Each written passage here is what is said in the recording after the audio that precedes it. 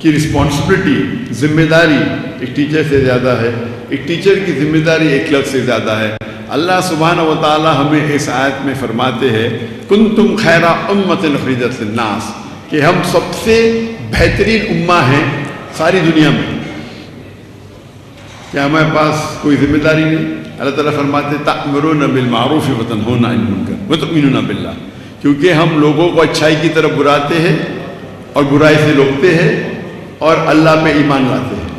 اگر ہم لوگوں کو اچھائی کی طرف نہیں بلائیں گے اور برائی سے نہیں روکیں گے تو ہم مسلمان کہنے کے لائق نہیں ہیں، ہم خیر امہ کہنے کے لائق نہیں ہیں۔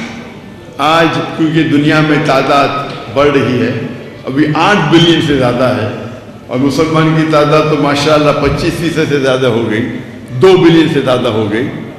لیکن افسوس کی بات ہے وہ حدیث ہے اللہ کے رسول کی کہ جب وہ کہتے ہیں کہ سب لوگ مسلمان پہ ٹوٹ جائیں گے تو صحابہ پوچھتے کیا مسلمان کم ہوں گے؟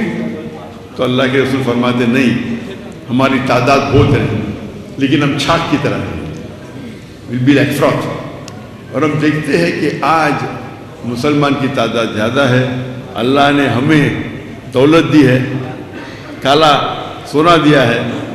میرے نزدیک آج سب سے امیر انسان بل گیٹس اور جیف بیزوس نے ہمارے مسلمان ہیں۔ لیکن افسوس کی بات ہے کہ ہم دیکھتے ہیں کہ ہم سب جگہ سے پیٹے جا رہے ہیں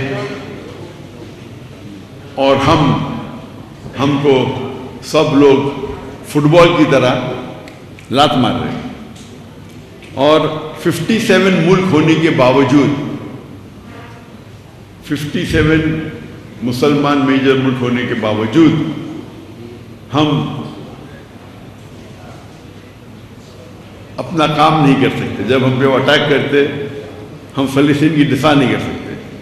یہ سب اسی لیے میرے نزدیک میں سمجھتا ہوں کہ ہم قرآن اور حدیث سے دور گئے۔ پہلے دیکھیں گے آپ، اللہ کے رسول کا دور تھا، خلفاء راشدین کا دور تھا، صحابہ کا دور تھا، ہم تعداد میں کم تھے لیکن ہم ٹاپ پہ تھے۔ ہم دیکھتے ہیں کہ 8ویں صدی 9ویں صدی میں یورپین کہتے تھے ڈارک ایجز، اندھیرے کا دور۔ کس کے لیے؟ ان کے لیے۔ مسلمان اتنی چوٹی پہ تھے کہ اگر آپ کو سائنس ٹیکنالوجی سیکھنا ہے تو لازم ہے کہ آپ عربی زبان سیکھیں۔ تو غیر مسلم عربی زبان سیکھتے تھے سائنس اور ٹیکنالوجی کو جاننے کے لیے، اور آج ہم دیکھ رہے ہیں ہماری حالت کیا ہے۔ میں سمجھتا ہوں کیونکہ ہم قرآن و حدیث سے دور جا چکے ہیں۔ اللہ تعالیٰ فرماتے ہیں سورہ عمران میں سورہ نمبر 3 آیت نمبر 103 میں وَاعْتَصِمُوا بِحَبْلِ اللَّهِ جَمِيعًا وَلَا تَفَرَّقُوا، کہ ہم اللہ کی رسی کو مضبوطی سے پکڑے اور آپس میں نہ بٹے۔ اللہ کی رسی قرآن اور صحیح حدیث۔ اور ہم دیکھتے ہیں کہ ہمارے معاشرے میں کئی فرقے ہیں۔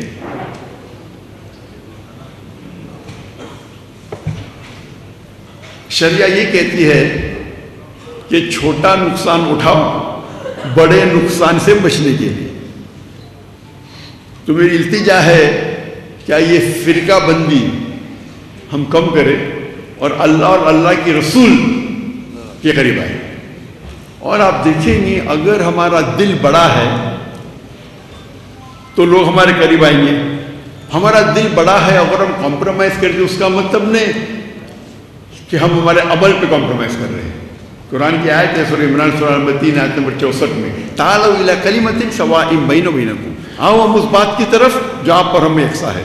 یہ اکثر اس کے پہلے اللہ تعالیٰ فرماتے قل یا اہل الکتاب، کہو اہل کتاب سے، یہود اور نصارہ سے۔ لیکن یہ آیت باقی غیر مسلم کے لیے بھی لاگو ہو سکتی ہے، چاہے وہ ہندو ہو چاہے بدھ ہو، ہر غیر مسلم کے لیے لاگو ہو سکتی ہے۔ اور اگر آپ ایک سٹیپ آگے جائیں گے تو میں کہتا ہوں کہ آپس میں جب مسلمان میں اختلاف ہوتا ہے تو یہ آیت ہم مسلمانوں کے لیے بھی استعمال کی جاتی ہے، ماسٹر کی ہے۔ اور آپ دیکھیں گے کہ اگر ہم اللہ کے رسول کو اور اللہ کو آگے رکھیں گے تو لوگ آپ سے جڑیں گے۔ اگر میں جانتا ہوں کہ یہاں کے سب لوگ توحید مانتے ہیں اور میں توحید پہ تقریر دوں، کیا فائدہ؟ میں بھی 1%، 2%، آپ کو فائدہ ہوگا. لیکن جب آپ توحید کی بات کرتے ہیں اور دیگر فرقے والے کو دعوت دیتے اللہ اور اللہ کے رسول کی اور چھوٹی چھوٹی اختلاف کو بازو رکھتے ہیں، تو آپ دیکھیں گے آپ کی دعوت اور مقبول ہوگی. اور یہ اصول ہے کہ فتنہ قتل سے اور بدتر ہے. تو آپ دیکھیں گے کہ میں شیخ دیدار صاحب سے متاثر ہوا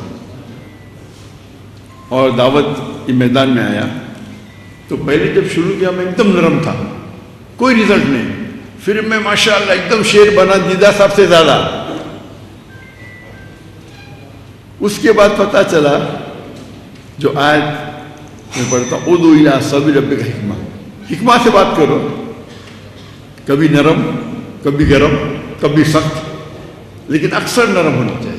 ضرورت ہے تو شیر کے جیسی بات کرو، لیکن شیر کو گرجنے کی ضرورت نہیں.